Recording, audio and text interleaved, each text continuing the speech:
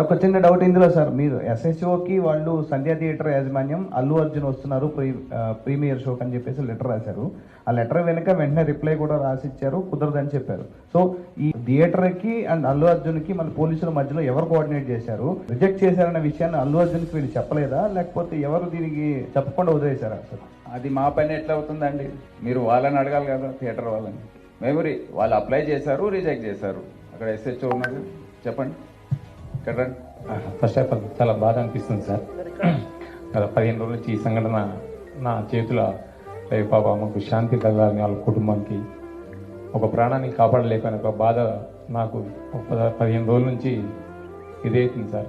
ఎందుకంటే నా చేతుల్నే చాలా ట్రై చేసిన సార్, చాలాసేపు పనులైనా నేను మా మౌనిక ఎస్ఐ అసలు చెప్పలేని ఇది సార్. 15 రోజుల నుంచి నా మదిలో వెళ్తూ ఉంది.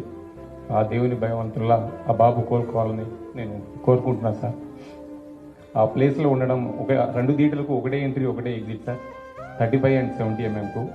అది పాసిబుల్ కాదానికి అదే పేపర్ కాపీ టు ఎస్హెచ్ఓకి ఒకటి వచ్చింది సార్.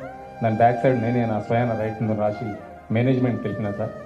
వాళ్ళ అల్లు అర్జున్ టీం కాంటాక్ట్ మాకు లేదు సార్. సో మేనేజ్మెంట్ వాళ్ళకి ఇంటిమేషన్ చేయాలి సార్ అది. సో మేనేజ్మెంట్ మా ఎదురుగానే ఆ గ్రిల్ గిల్స్ ఇరగడము, నేను పడిపోవడం దేవుని వల్ల అది భగవంతుడు ఈ రోజులు ఉన్నామంటే అది ఎవరున్నా కానీ ఫస్ట్ ఆఫ్ ఆల్ నేనే పోతాను అనుకున్నా సార్. ఆ సిచ్యుయేషన్ అట్లా అయిపోయింది ఆడ. సో ఏమంటే నేను మేనేజ్మెంట్ నా ముంగటే ఉన్నారు, నాగరాజు సమ్ అదర్ మేనేజ్మెంట్ ఏవో వాళ్ళందరూ ఉన్నారు. సో వాళ్ళు చూస్తూ ఉన్నారు, వాళ్ళ కళ్ళతో చూస్తూ ఉన్నారు. 2 hours బుక్స్ నేను ఇంటిమేషన్ చేసిన.